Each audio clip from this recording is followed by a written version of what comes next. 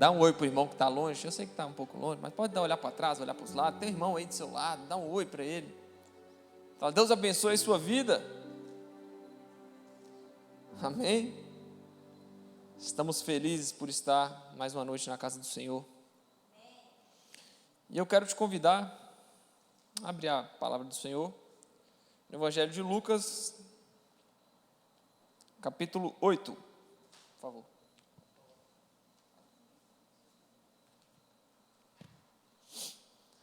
Evangelho de Lucas, capítulo 8.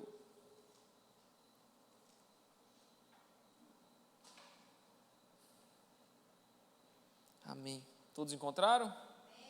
Se tiver sem Bíblia, vai passar nas televisões, tá bom? Meus irmãos, aqui a gente vai ter um dos textos, eu acredito que é um dos textos mais conhecidos pela humanidade inteira, quando o assunto é a Bíblia. E aqui nós vamos falar sobre a parábola do semeador. E sabe, ela é muito rica, porque ela nos dá 4 tipos de definições sobre o coração humano. Aqui Jesus está sistematizando o que acontece conosco, quando a palavra entra em nós. Só que o grande ponto dessa mensagem, o grande ponto dessa parábola, é mostrar aos discípulos que é possível que muita gente se apresente na igreja, mas ainda não está convertida de verdade. E também é possível que muitos tenham um contato maravilhoso, se emocionam com a palavra do Senhor e com a presença de Jesus, mas ainda não endireitam os seus caminhos na presença dele. Isso é possível, porque Jesus ele vai dizer sobre 4 tipos de coração. Eu quero que você guarde isso aí dentro e comece a refletir qual tipo de coração vai ser o seu. E é claro que se o seu tipo de coração for os 3 primeiros tipos, eu creio que você ainda tem tempo de buscar o 4º tipo de coração. Amém? Então eu quero que você preste atenção, não quero me alongar, tá bom? Não deixa nada te distrair. Se tiver que beber água ou ir ao banheiro, pode ir nesse momento, mas não deixa nada te distraia, tá bom? Se puder, bota o celular no silencioso ou desliga, tá bom? Conto com vocês. Lucas 8:1. E aconteceu, depois disso, que andava Jesus de cidade em cidade, de aldeia em aldeia, pregando e anunciando o evangelho do reino de Deus, e os 12 discípulos iam com ele. E também algumas mulheres que haviam sido curadas de espíritos malignos e de enfermidades. Maria, chamada Madalena, da qual saíram 7 demônios. E Joana, mulher de Cusa, procurador de Herodes, Susana e muitas outras, as quais lhe prestavam assistência com os seus bens. E aí a gente tem agora a parábola do semeador. Afluindo uma grande multidão e vindo ter com ele gente de todas as cidades, disse Jesus por parábola: eis que o semeador saiu a semear. E ao semear, uma parte caiu à beira do caminho, foi pisada e as aves do céu a comeram. Outra caiu sobre a pedra, e tendo crescido, secou por falta de umidade, de água. Outra caiu no meio dos espinhos, e estes, ao crescerem com ela, a sufocaram. Outra, afinal, caiu em boa terra, cresceu e produziu a 100 por 1. Dizendo isto, clamou: quem tem ouvidos para ouvir, ouça. Aqui Jesus começa, lá no início, no verso 4, ele vai dar um comando, que é: olha, escutem o que eu vou dizer a vocês. E no final ele finaliza: quem tem ouvidos, ouça. É inclusive as mesmas mensagens que estão escritas, a mesma fala que está escrita em Apocalipse: quem tem ouvidos para ouvir, ouça.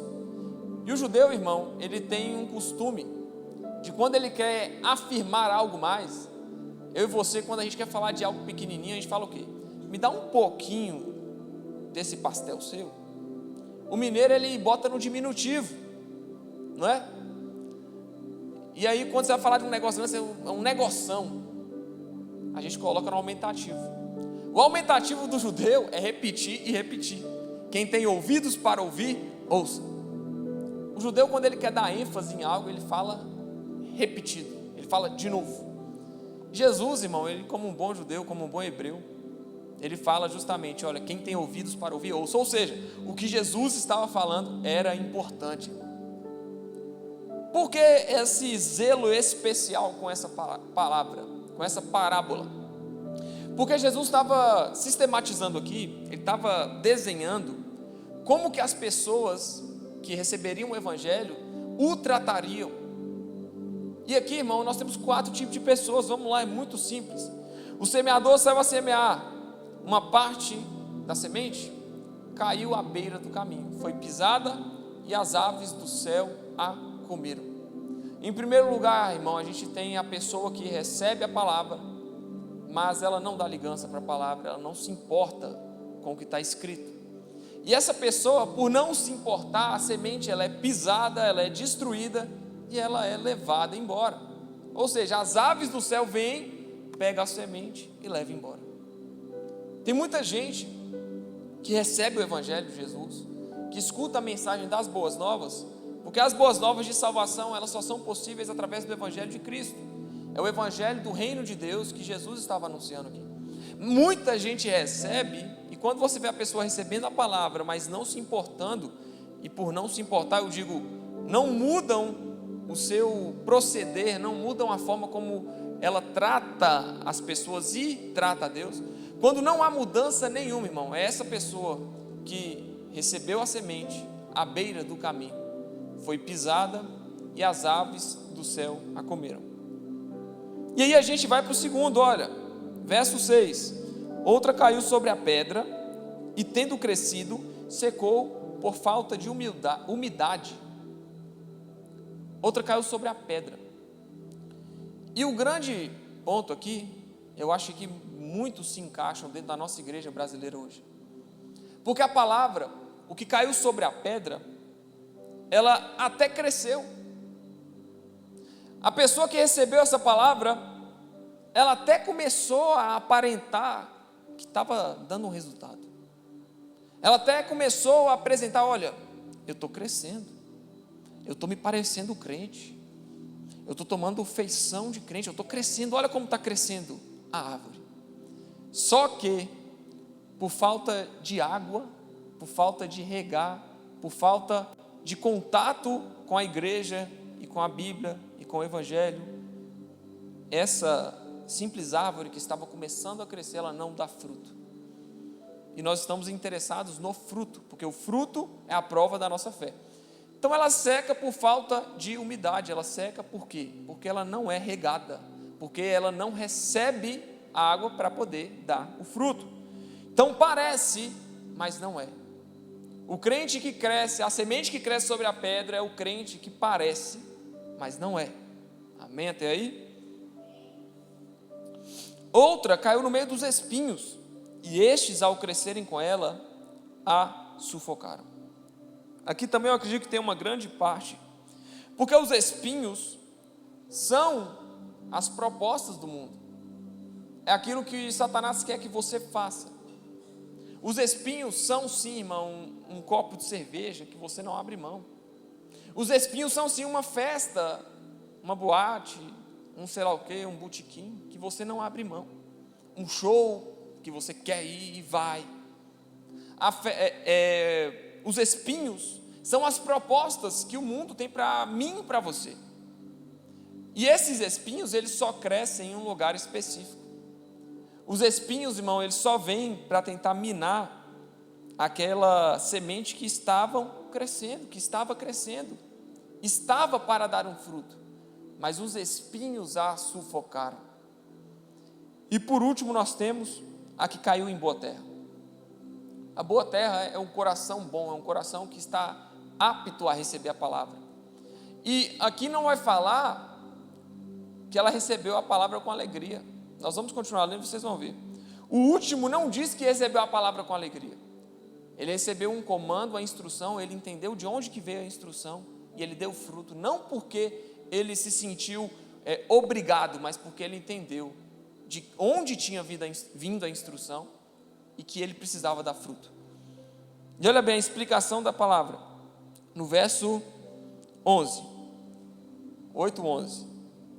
Este é o sentido da parábola. A semente é a palavra de Deus. A que caiu à beira do caminho são os que a ouviram, vêm a seguir o diabo e arrebata-lhes o coração da palavra, para não suceder que, crendo, sejam salvos. Irmão, até aí por enquanto, 8:12.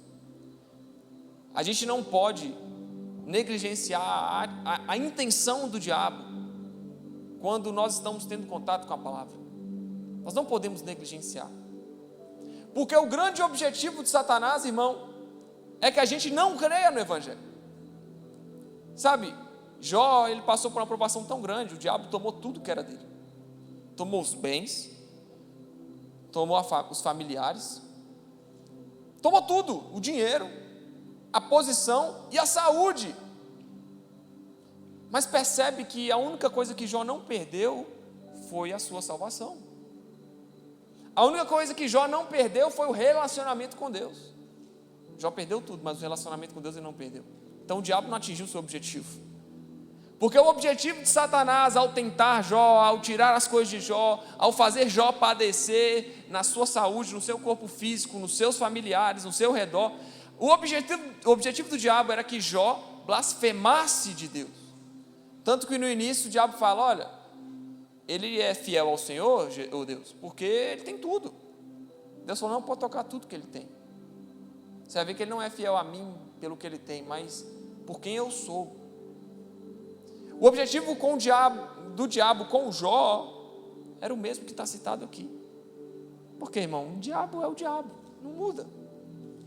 O objetivo dele é para que a palavra do Senhor, a semente que foi plantada em seu coração, ela seja roubada e vocês não creiam, para que sejam salvos através da mensagem.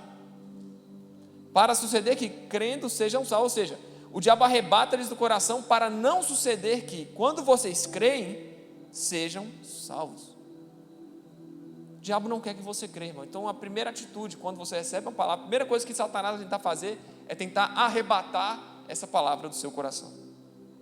Por isso que uma geração, a gente pôde aprender um pouco mais com o nosso irmão Pedro, que estava aí, que ele falou que a nossa geração é a geração da dopamina, a geração que precisa sentir.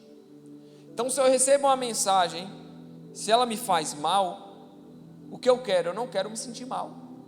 Então, o que eu faço? Eu busco formas de me afastar daquilo que está me fazendo mal. Quando o Evangelho ele revela o nosso pecado, irmão, não é para nos condenar, mas é para nos indicar o caminho. Só que muita gente recebe a palavra de repreensão e de exortação de Jesus como sendo uma palavra condenativa.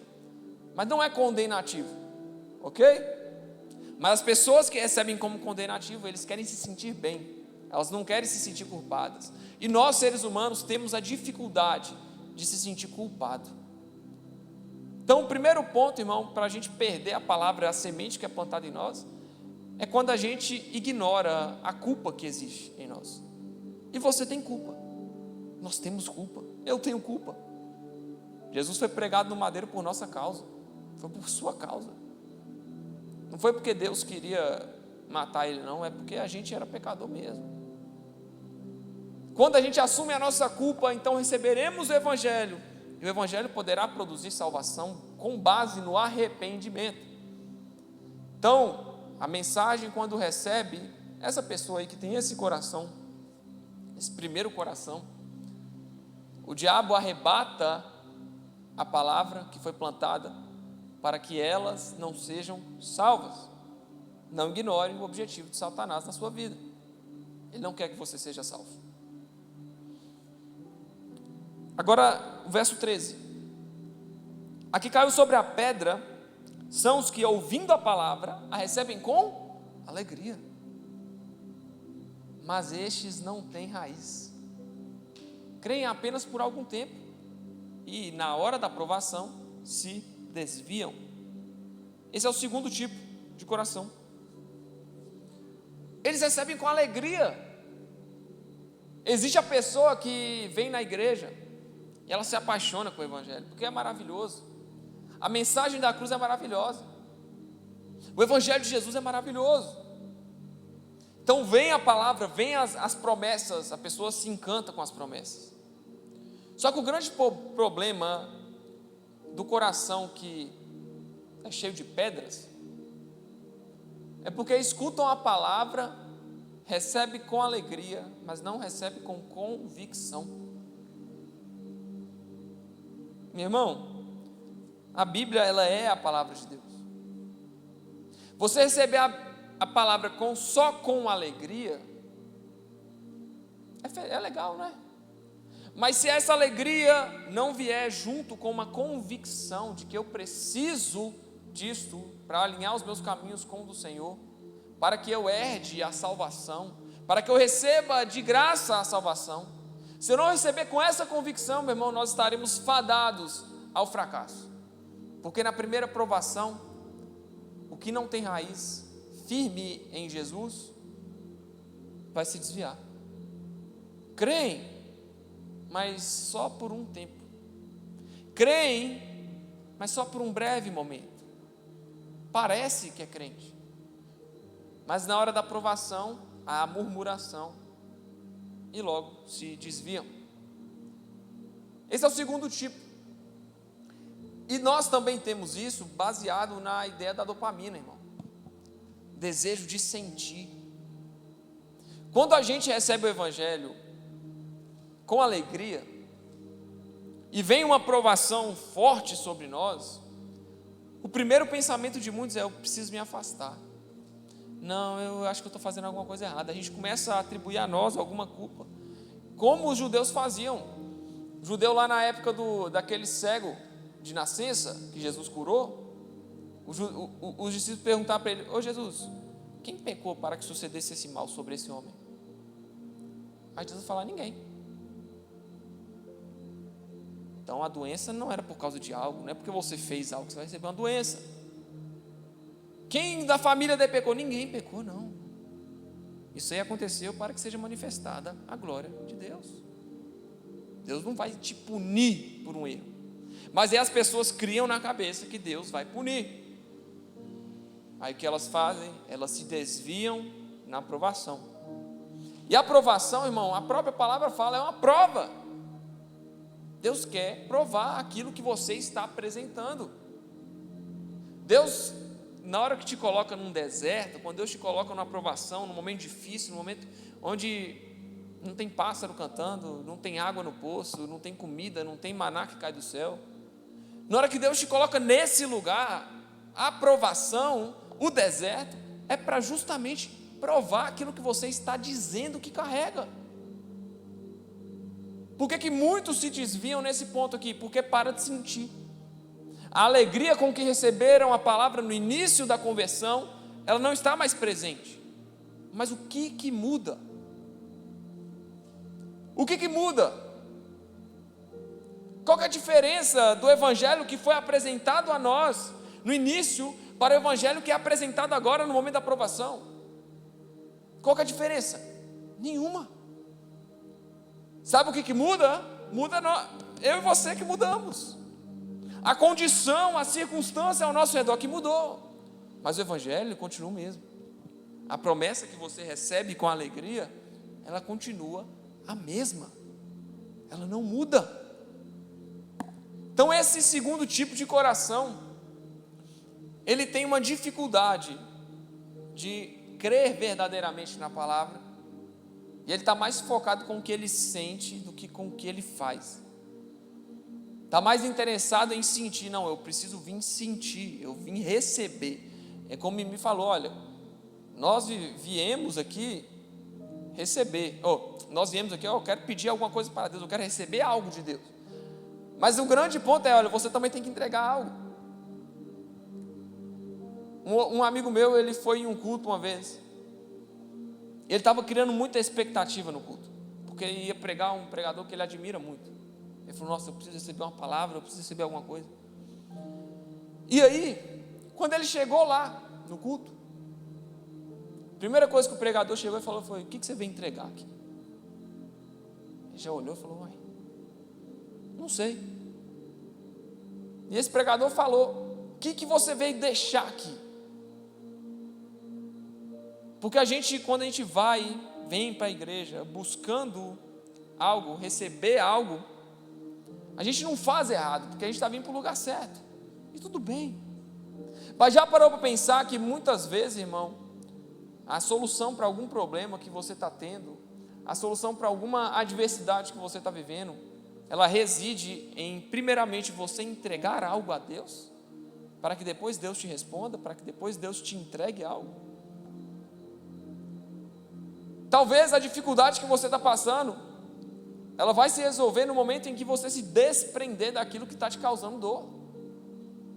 E quando você se desprender daquilo que te causa dor, Deus vai te atender e vai tirar a sua dor. Nós não precisamos e não podemos vir para a igreja somente para Deus, me dá isso, me dá aquilo, me dá tal coisa. Olha, eu estou triste, me dá alegria. Aí no momento que a alegria não chega, a gente fala, uai, mas cadê aquilo que eu recebi lá atrás? No momento da minha conversão, onde que está? Irmão, está aí dentro. A alegria da salvação, ela não pode morar em eu sentir Deus ou não. A alegria da salvação, irmão, está naquilo que a Bíblia diz, que Jesus é o mesmo ontem, hoje e para sempre, e que céus e terra passarão, mas a palavra do Senhor não passará. A nossa alegria ela não reside em sentimentos. Nós não somos sentimentalistas, um evangelho sentimentalista, que insiste em, olha, você precisa sentir, você não está sentindo, está alguma coisa errada com você. Fui orar, fui pregar, fui receber uma oração na igreja e não senti nada. Ok, irmão, mas a Bíblia mudou? Não. Então, por que a preocupação? Nós não podemos basear o nosso relacionamento com Jesus no sentir, irmão, mas no fazer. Eu preciso receber a palavra com alegria, sim, mas também com convicção, sabendo que no dia que eu receber a palavra com chateação, ou no dia que eu não estiver bom, ou no dia mau, ou no deserto, ou na aprovação, a Bíblia continua a mesma. E a minha alegria ela não é fundamentada no que eu sinto, né? Não é uma euforia. Euforia é de fora para dentro, a alegria é de dentro para fora. Eu não estou sendo comovido pelas grandes massas, pelos cultos, pelas pessoas. Não, eu estou sendo comovido pelo Evangelho. Não é uma euforia que vem de fora e me afeta por dentro, e na hora que a euforia acaba a minha alegria. Não, é uma alegria, uma felicidade que vem de dentro para fora.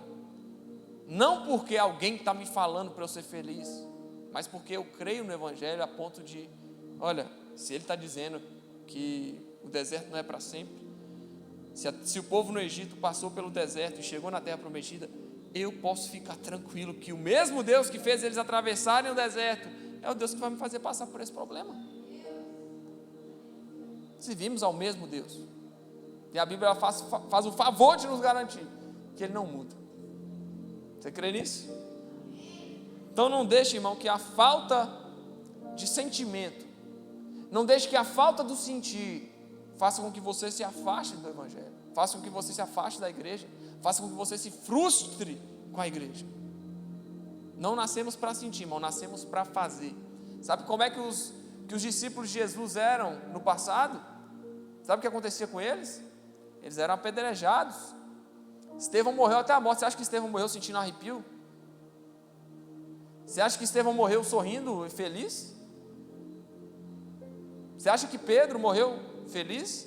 Você acha que João, na ilha de Patmos, lá quando ele foi exilado para escrever o livro de Apocalipse, você acha que ele estava sorrindo lá em Patmos, felizão, exilado? Você acha que Paulo, quando foi decapitado, ele estava rindo? Estava não, irmão.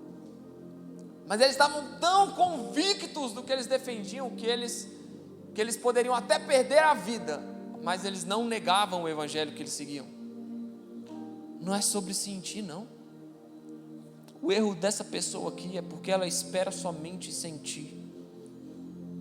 Se o seu relacionamento com Deus e com a igreja, ele se resume a medir o quanto um culto foi abençoado, baseado no quanto você sentiu a presença de Deus, irmão, sinto de dizer, você não tem raiz. Porque a raiz, que não tem raiz, crê por algum tempo, e na hora da aprovação, se desviam. Quem está explicando isso aqui? Jesus. Quem está explicando isso aqui é Jesus, irmão. Poderia até falar, não, isso aí é ensino de discípulo. Não, é Jesus. Não é ensino de homem não, irmão, é ensino de Deus. E vamos lá para o verso 14. Aqui caiu entre espinhos, são os que ouviram, e no decorrer dos dias foram sufocados com os cuidados, riquezas e deleites da vida. Os seus frutos não chegam a amadurecer. Terceiro tipo de coração, irmão, esse aqui é forte também. Porque até começou a crescer a árvore. Em meio aos espinhos, as circunstâncias adversas, os problemas, o que aconteceu? Ela cresceu. E ela deu fruto. Deu fruto. O problema aqui não é dar fruto, irmão. O problema aqui é a maturidade. O problema aqui não é mais uma árvore que começa a crescer, começa a querer dar fruto e perde por causa das provações. Não, aqui é uma pessoa que deu fruto. Os seus frutos não chegam a amadurecer. Os seus frutos, existe um fruto. A que cai entre os espinhos são como os que ouviram, e no decorrer dos dias foram sufocados com os cuidados, riquezas e deleites da vida. Essa pessoa aqui, irmão, citada no verso 14, ela até recebeu a mensagem com convicção e com alegria. E ela começou a trabalhar para o reino de Deus, ela começou a servir a Cristo. Ela começou a se dedicar no dia a dia na igreja, ela começou a ajudar na igreja, ela começou a cumprir os horários, vinha, participava do corpo, ela orava, ela lia a Bíblia. Essa pessoa tinha uma fé convicta no Senhor. E ela não se parava no momento da tempestade, no momento da provação, não, ela tinha uma fé convicta. Mas o problema dessa pessoa aqui é o mundo, é o crente mundano, é o crente que não consegue abrir mão das coisas que precisa abrir mão para ter um relacionamento com Jesus. Por quê? Porque ele não crê na mensagem? Não, ele até crê, mas ele crê mais nos cuidados, riquezas e deleites do mundo. Ele até crê no Evangelho, ele até acha bonitinho o Evangelho, mas a sua antiga natureza, ela grita mais alto em seu coração. E aí, no decorrer dos dias, a mensagem ela é sufocada com os espinhos. Esses espinhos são responsáveis por matar o fruto e não deixa o fruto que essa pessoa está dando amadurecer. Então a pessoa está dando fruto, está bonito, está lindo, ou seja, Senhor, estou pregando em seu nome. Senhor, estou expulsando demônios em seu nome. Olha, estou participando de conferências, estou tocando no Brasil inteiro em seu nome. Jesus, estou indo para lá e para cá, para o norte, para o sul, para o leste e para o oeste, falando da sua palavra. Mas as riquezas, os deleites, os cuidados desse mundo, eles cessam o amadurecimento. E ainda que essa pessoa dê fruto, o fruto nunca amadurece. Nunca amadurece. É porque ela não crê? Não. Mas é porque ela prefere as riquezas do mundo, ela prefere se dobrar às riquezas do dia a dia. Judas preferiu as moedas de prata do que servir a Cristo. Ele cresceu os olhos nas moedas de prata e traiu a Jesus. Ou seja, Judas tinha um fruto, ele caminhava com Jesus, mas o fruto amadureceu? Não. Por quê? Porque ele não cria? Não, porque ele não se firmava na presença de Deus. Porque o seu velho homem, os seus pecados antigos, as suas velhas práticas continuam batendo na porta, e toda vez que bate na porta, Satanás com a bandeja, a pessoa vai, ela não está nem aí. Então a primeira oportunidade que tem, a pessoa está lá, na presença de Deus, firme, primeira proposta do mundo, vamos ali no barzinho, vamos ali na festa, vamos ali no botequim, vamos na boate, bora, não dá nada, só está nem aí. Não, vamos tomar um ali? Bora. A pessoa vai. porque ela não está nem aí. Ela até pode falar do nome de Deus, mas ela não liga. Ela não se importa com a mensagem, com a semente que foi plantada. Por quê? Porque as riquezas, os cuidados, os deleites da vida, os prazeres mundanos tomam essa pessoa, a ponto dela não conseguir dar ouvidos para o Evangelho, a ponto dela se preocupar com tudo, menos com a sua alma. Aí a gente vai falar daquela pessoa que de nada adianta ganhar o mundo inteiro e perder a sua salvação. De que adianta eu falar e aparecer para todo mundo, sendo que no meu coração o fruto não está amadurecendo? A gente tem diversos escândalos, irmão, no mundo gospel. Basta você parar para olhar na internet. A gente tem pastor que traiu a mulher há 12, 13, 15 anos, e trai a mulher e tem amante, e está lá se posicionando como pastor, e está cantando como pastor, mas não, trai a mulher há não sei quantos anos.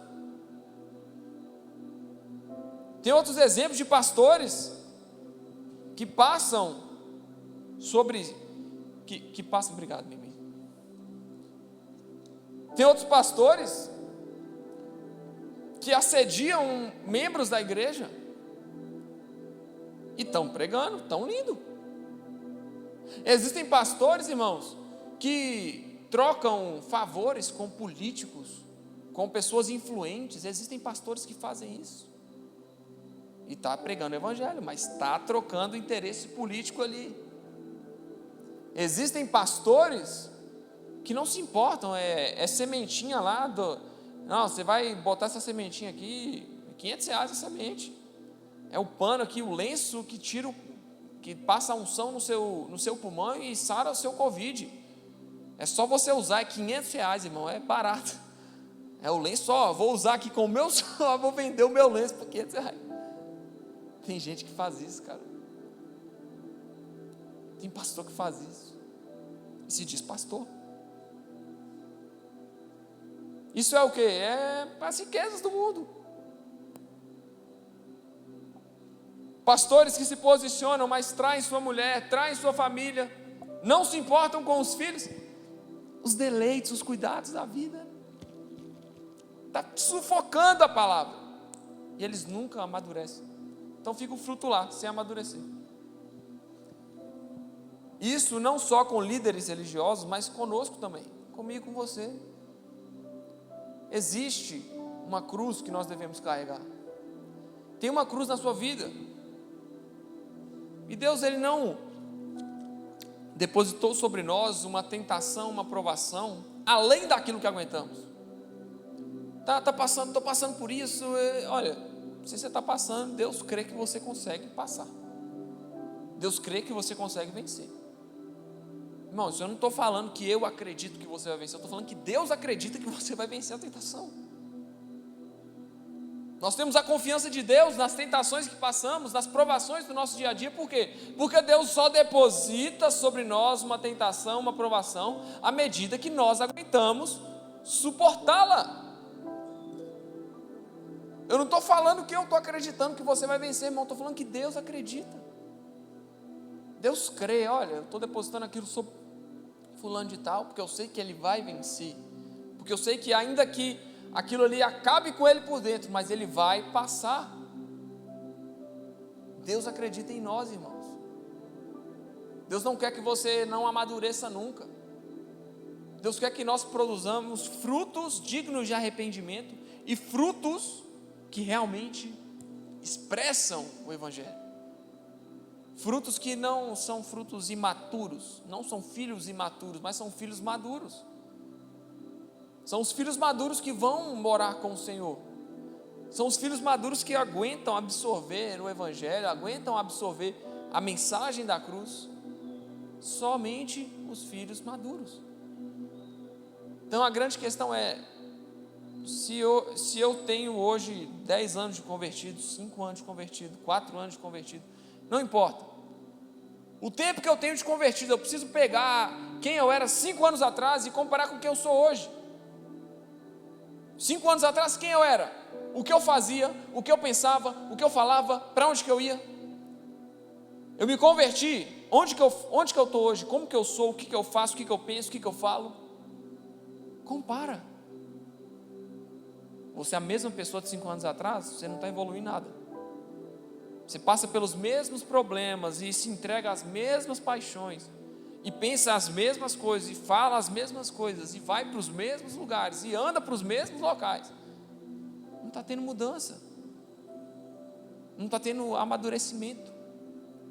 Mas se há 5 anos atrás você era uma pessoa e hoje você é outra, você vai para lugar diferente, você fala diferente, você pensa diferente, olha a prova da sua maturidade. Você amadureceu, ótimo, você não é esse tipo de coração. Por isso que é necessário nós autoavaliarmos, para que a gente tire conclusões. Também de nada adianta, irmão, você se condenar por um erro, você se condenar por uma vontade que você cumpriu, você se condenar por um pecado que você cometeu, se você não olhar para trás e falar, olha, eu não sou isso que eu cometi, eu não sou isso que eu faço. Por quê? Porque eu já demonstrei com frutos quem eu sou.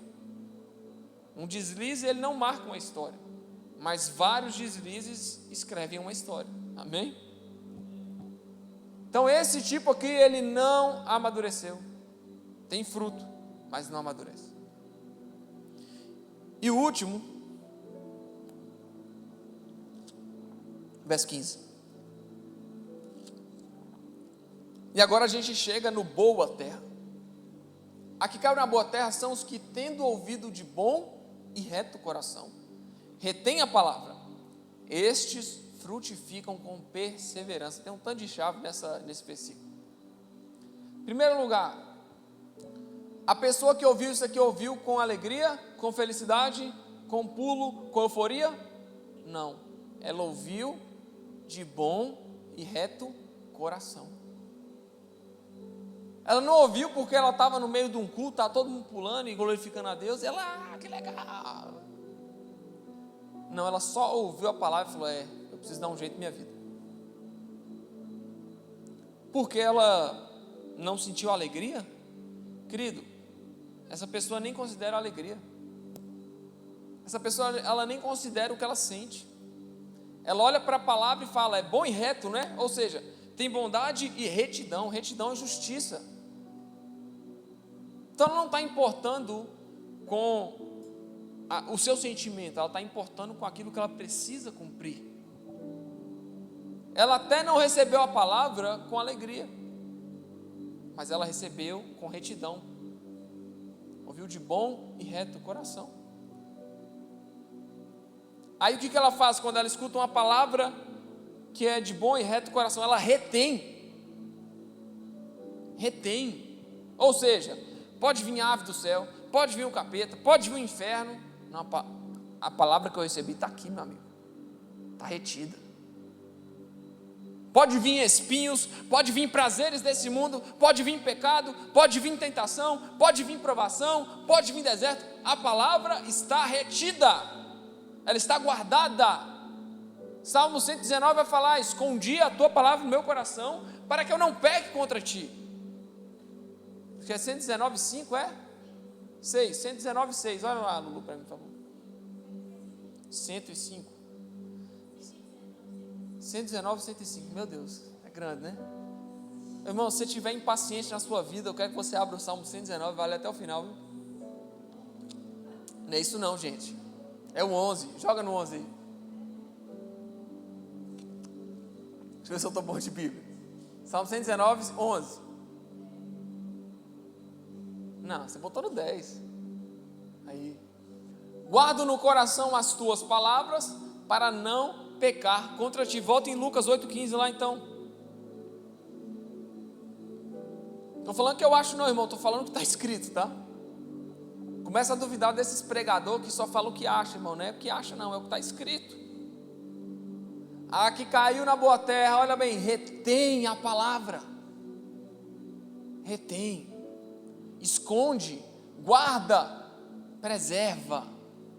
Eu ouvi de bom e reto coração, eu creio no que eu ouvi, ainda que me incomode, ainda que fale do meu pecado, ainda que pise no meu calo, ainda que me incomode, ei, é Jesus falando, meu colega, é o Evangelho,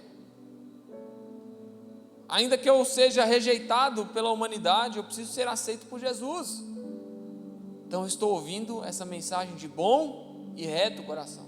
E eu vou reter essa palavra. Eu vou guardar, por quê? Porque se eu guardar, eu não vou pecar contra o Senhor. E eu não vou deixar que os espinhos dessa vida, os prazeres momentâneos, eles me tirem da presença do meu Deus.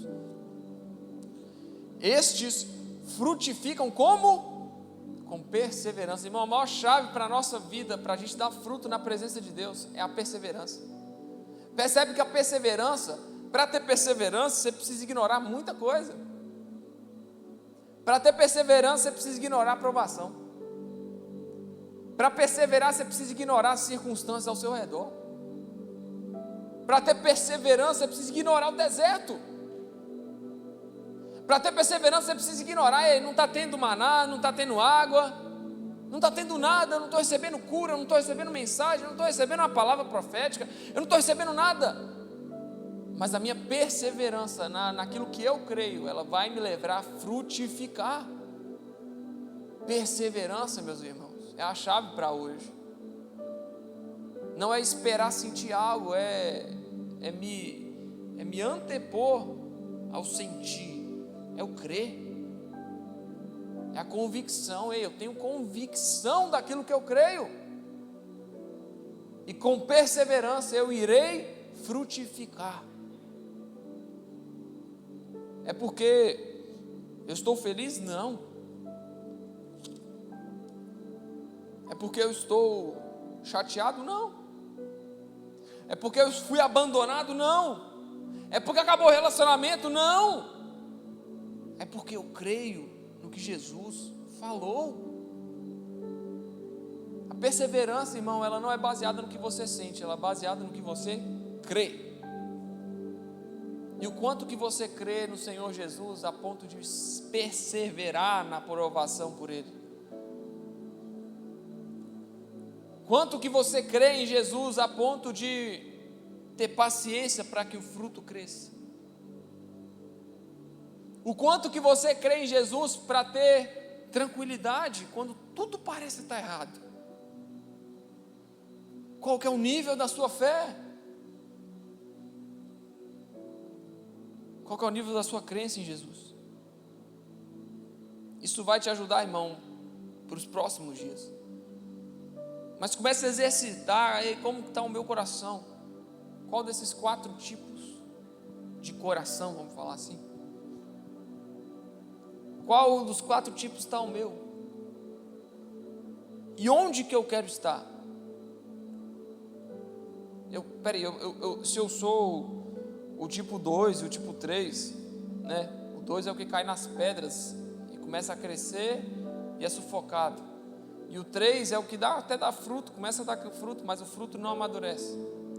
Se você é um desses 2, olha, você sabe o que você tem que fazer. Primeiro, se você é o tipo, se o seu coração é aquele que a mensagem ela tem caído e você tem recebido com alegria, você tem recebido com graça e com amor, você entendeu a mensagem, mas na primeira provação que aparece você se afasta. Se você está aí, você já sabe que na provação você precisa perseverar. Que no momento que está tudo difícil, você precisa perseverar.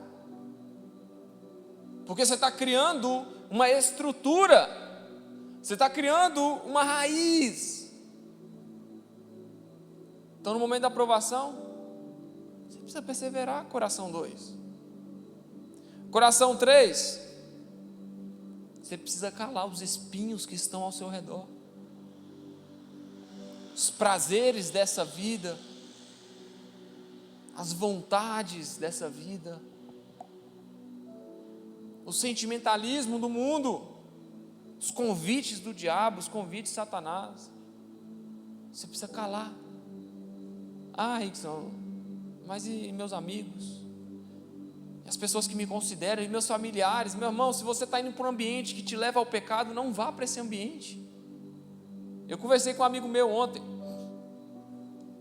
pós-louvor, eu precisava resolver um negócio com ele, e eu conversei com ele, e ele me contou algumas coisas que aconteceram na época com alguns dos nossos amigos também que eram em comum, Eu falei, moço, esse tempo aí eu já não estava mais entre vós. Estava no período intertestamentário. Ele, uai, mas o que é isso? Eu, não, mas intertestamentário é o período que Deus ficou sem se revelar à humanidade. Foi cerca de 500 anos, se eu não me engano, 400 anos, sei lá. Deus se revelou ao último profeta e aí ficou um tempasso sem se revelar à humanidade. Eu falei, eu estava no período intertestamentário, eu estava sem me revelar. Deus tinha me recolhido para me tratar. E aí ele falou, você se afastou por um tempo. E eu falei, foi necessário. Porque eu estava num ambiente onde, no início da minha caminhada, eu poderia ser como esse segundo coração. Poderia estar recebendo a palavra e começou a criar forma de palavra. Mas aí eu não teria raiz.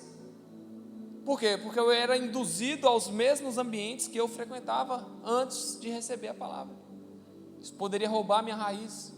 E na primeira provação, dificuldade, ou intempérie que eu passasse, eu poderia dançar e cair fora do barco.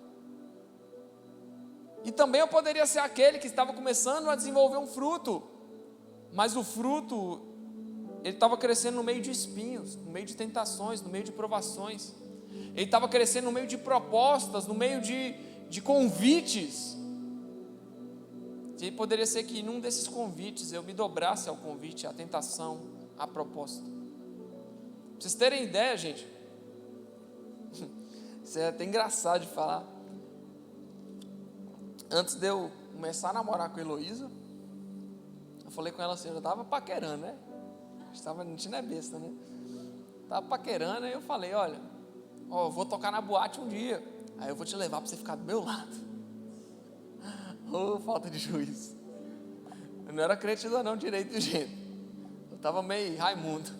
Pé na igreja, pé no mundo. Aí eu falei com ela, olha para você ver como que está perto da minha conversão. Eu já estava conversando com a Heloísa. Eu falei, não, eu vou tocar lá, você fica do meu lado, eu boto a cadeirinha para você lá e tal. Sonho de tocar na boate, a cabeça do cara. Doideira, né? Aí ela, não, eu não gosto disso não e tal. Eu falei, não, moça, mas vai ficar quieta lá, depois a gente vai embora para outro canto. Já estava cantando ela, mas estava cantando errado, ela não queria nada disso, né? Eu não sabia eu sabia o que eu queria, mas não sabia como chegar, né? E não era desse jeito. Aí, para você ter ideia, esse era o meu pensamento.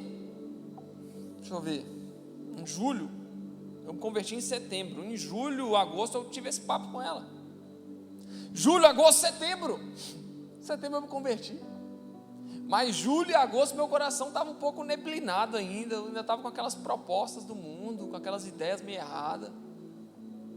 Quando deu setembro, meu coração se transformou. Jesus transformou meu coração. No período lá de 6 de setembro até 30. Mas se eu tivesse continuado frequentando os mesmos ambientes que os meus amigos, é muito provável que os espinhos, as tentações, elas me levariam para um outro caminho. É muito provável que eu começaria um relacionamento com a Heloísa e ao mesmo tempo eu continuaria dando ouvidos e saindo para os lugares que meus amigos saíam, e não ia adiantar nada. Não ia adiantar nada, porque eu ia começar a receber a palavra, eu ia criar raiz, eu ia começar a desenvolver alguma coisa, eu ia começar a desenvolver um fruto, mas o meu fruto nunca amadureceria. Por isso que foi necessário, eu falei com ele, o período intertestamentário, que eu fiquei sem me revelar para ninguém, que eu me escondi. E tudo bem, irmão, e tudo bem. Eu converso com todos os meus amigos hoje, eu tenho um bom relacionamento com todos eles, não tenho problema com nenhum deles, todos gostam de mim, eu gosto de todos. Eu não neguei as minhas amizades, eu só parei de frequentar os lugares que eles frequentavam. Eu não nego o meu relacionamento com eles. Às vezes é necessário, irmão, porque ainda que sejam seus amigos, é bem provável que os ambientes que eles frequentem não sejam nada acolhedores para você. É muito provável que as coisas que eles façam, pensam, planejam, não tem nada a ver com a nova vida em Cristo que nós devemos levar. Então, mas eu vou afastar do meu amigo, mas se eu te falar, se seu amigo está te levando a pecar, se ele está te levando a matar a semente do evangelho que foi plantada em seu coração, se afaste sim. Não é se afastar do seu amigo, é se afastar dos ambientes que ele frequenta. Naturalmente você vai ver quem vai permanecer seu amigo. Porque que é amigo de verdade, irmão? Ele não é amigo só num ponto, não. Ele é amigo em tudo. Você veio para a igreja, a gente acompanha na igreja. Você quer se dedicar ao Evangelho, à palavra do Senhor? Você quer cumprir o seu testemunho, o seu propósito no Senhor? Ele vai te acompanhar. É o que acontece hoje. Os meus amigos antigos, eu não tenho contato demais com eles, porque muitos nem moram na cidade mais.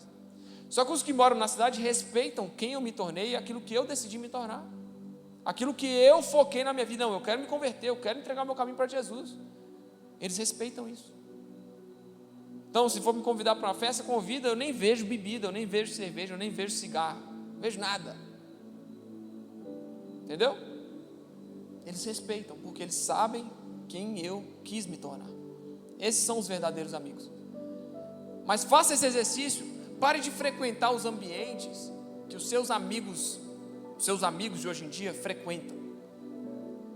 Que aí você vai fazer um grande filtro na sua vida, você vai ver quem realmente é seu amigo ou quem está só querendo farrear com você. Entendeu?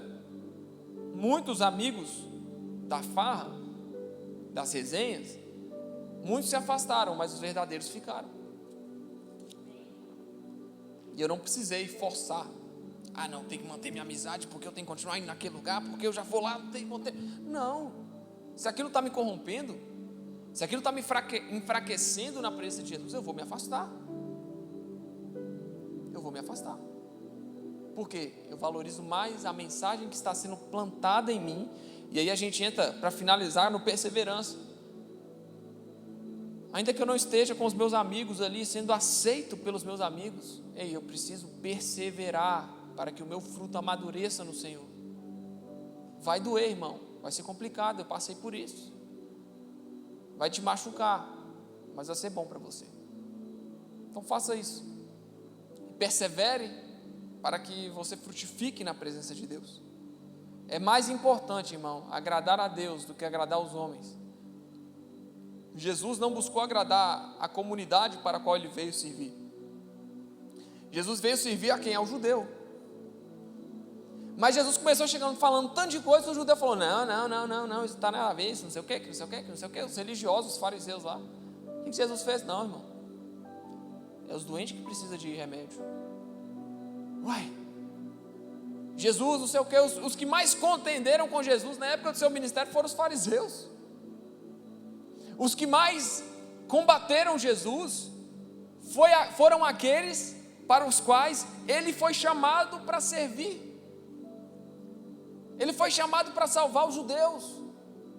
E os judeus o rejeitaram, irmão. Mas que Deus é esse? Que não quer servir ao seu próprio povo por amor aos seus princípios. Porque Deus poderia chegar e dizimar todo mundo, mas ele escolheu salvar. O povo judeu queria dizimar os romanos. Ele resolveu que na Bíblia tivesse uma carta, por se falar, o quinto evangelho, vamos falar, é o evangelho segundo Paulo, a carta aos romanos, o maior tratado teológico, irmão, da Bíblia, que vai definir certinho a nossa regra de fé, de prática, aquilo que a gente deve fazer, o sacrifício de Jesus. Romanos é maravilhoso, e foi escrito para quem? Para os romanos, justamente o povo que o judeu queria destruir, e que contendia com os judeus, César, ou não sei quem lá. Deus não buscou os interesses do povo judeu, ele veio para todos. O povo judeu rejeitou, ele sabia que ia rejeitar, e aí a promessa se estendeu para mim e para você, irmão. Deus não buscou agradar nem o seu próprio povo, por amor ao seu princípio, por amor àquilo que ele acreditava. Nós não podemos tentar agradar, irmão, a todo mundo, aos nossos familiares, aos nossos amigos, só porque eles querem que você faça algo que você não concorda em fazer. Não faça, não viva dessa forma, persevere. Jesus sofreu, mas ele perseverou. Jesus não veio agradar a homens, mas ele veio agradar a Deus, e no evangelho ele fala isso. Eu só não sei onde que está, mas está aí, procura aí. Melhor agradar a Deus do que aos homens. Melhor que o meu coração ele esteja alinhado com o coração do Senhor, do do que está alinhado com o coração dos homens. Então, você quer começar a dar fruto? Você quer começar a se desenvolver na fé cristã? Você quer amadurecer na presença de Jesus, irmão? Começa a rejeitar todos os outros tipos de coração que estão descritos ali. Começa a rejeitar toda a proposta do inferno para você. Começa a rejeitar os convites a pecado. Foi Paulo que falou. Porventura procuro eu agora a favor dos homens ou de Deus? Eu procuro agradar os homens. Se agradasse ainda a homens, não seria servo de Cristo. E Paulo em outro ponto vai falar: sejam meus imitadores, pois eu sou de Cristo. Ou seja, se Paulo imita a Cristo, Cristo é a imagem de Deus, então Paulo imita a Deus. Nós não estamos interessados, irmão, em agradar homens. Nós queremos perseverar e que o nosso coração, nós queremos que o nosso coração seja uma terra fértil, onde doendo ou não, sendo confortável ou não, eu dou o fruto. Eu não me movimento pelo que eu sinto, eu me movimento pela minha convicção na palavra. Então tudo bem eu não sentir nada, tudo bem não ser liberada dopamina no meu sangue quando eu recebo uma palavra do Senhor, tudo bem eu não chorar, tudo bem eu não sentir a vontade para ajoelhar e louvar ajoelhado, tudo bem não sentir vontade em orar ajoelhado, tudo bem. Tem vezes, irmão, que eu chego em casa, estou tão cansado, eu só deito na cama, eu oro em silêncio, e tudo bem. Não são todas as orações que tem que ser a oração incrível de ultra relacionamento com Deus, não, irmão. A maior prova do seu relacionamento com Deus são os seus atos. Não é falar em língua estranha, não é profetizar para a nação inteira, não é ser o pregador mais top que conhece a Bíblia de capa a capa. Não, é quem nós somos no dia a dia, é como que a gente se relaciona com os nossos irmãos, é como a gente faz questão de garantir que o Evangelho ele não se contamine, é como a gente faz questão de garantir que a nossa vida não se contamine com as propostas do mundo. Aí eu vou mostrar para todo mundo: olha como é a minha fé. Tiago vai falar: acaso eu posso ter fé sem obras? Não, é impossível. Se eu falo que eu creio, eu preciso mostrar com frutos que eu creio. É pregando que eu mostro que eu creio? Não. É orando de joelhos que eu mostro que eu creio? Não. São as obras, é o dia a dia. Quem te conhece, irmão, quem sabe, quem convive com você, sabe como você é. Como você é? Como que você tem apresentado esse fruto? Porque na igreja nós somos todos iguais, irmão. Está todo mundo sentadinho, bonitinho, ouvindo. Eu, quando eu não estou pregando, eu estou sentado ouvindo também. Mas no seu dia a dia, como que é a sua relação com as pessoas que você convive? Ela é tenebrosa e louca? Ou você apresenta algum fruto quando você está com eles? Esse fruto vai mostrar se você é crente ou não, dia a dia. Naquele grande dia, muitos dirão: Senhor, nós expulsamos demônio. Aí Deus vai falar: e o Kiko? Nós pregamos Jesus. E aí, colega? Olha, nós fizemos maravilhas em seu nome, profetizamos e não sei o quê. Olha, Jesus, como é que eu sou bom. Mas eu não pedi para você fazer isso. A única coisa que eu te pedi para fazer é a vontade do Pai. Jesus em João 14: aquele que tem os meus mandamentos e os guarda, esse é o que me ama. Não é aquele que prega o meu evangelho e expulsa demônios e faz grandes maravilhas, é o que me ama. É aquele que tem os meus mandamentos e os guarda. Guardar por quê? Para não pecar contra ele. De novo, Salmo 119, 11. Quem tem as minhas palavras e guarda, este é o que me ama. Para quê? Para que eu não peque. Guardei para não pecar. Eu não estou afim de se sentir feliz ou triste, eu estou afim de não pecar. Por isso que eu vou guardar. Como que está você, irmão? Cutuca o irmão e dá uma cotovelada aí no rim dele, aí, ó, na costela. Fala assim, e aí, brother? E aí, sister? How you doing? Como que você está? Como que está a sua vida? Necessário guardar o evangelho, irmão, para que a gente não peque contra Deus. E eu quero que você faça uma reflexão hoje. Vá para casa fazendo essa reflexão. O que eu preciso mudar em mim para que... Tchau, Lore. Não ouviu? O que eu preciso mudar em mim para que o evangelho seja cumprido em minha vida? Fé sem obras, irmão, é morta. Não adianta falar que é crente, tem que mostrar. Amém? Eu bato muito de frente com isso, irmão, porque isso é um negócio que eu tenho autoridade para falar, porque é cada sapo que a gente engole, é cada engolida seca que a gente dá. Mas tem que engolir, mas melhor irá do que pecar. Irei, mas não pequeis. Mexer com gente é difícil, mas não é impossível. Amém? Mas o pessoal ainda fala, né? Que um dos maiores milagres de Jesus é ter 30 anos e 12 amigos. O maior milagre, eu tenho 24 anos, eu tenho o quê? Uns 6, 5. Jesus com 30 tinha 12. Mexer com gente é difícil, irmão. Mas fazer o quê? O evangelho vem nos encorajar para mexer com gente mesmo. O evangelho vem para nós, por quê? Porque é nas nossas relações interpessoais que nós vamos fazer com que o evangelho seja cumprido. Porque se só existisse você no mundo, irmão, você ia pregar para quem? Se só existisse você no mundo de crente, ou, quer dizer, se todo mundo fosse crente no mundo, você ia dar bom testemunho para quem? Se todo mundo está dando bom testemunho. Entendeu? É na nossa relação com os nossos irmãos do dia a dia, as pessoas do dia a dia, do nosso convívio, que nós vamos mostrar a nossa fé. E através dessa grande nuvem de testemunhos que nos roda, que nos cerca, que Jesus vai ser glorificado. Amém? Está feliz ainda?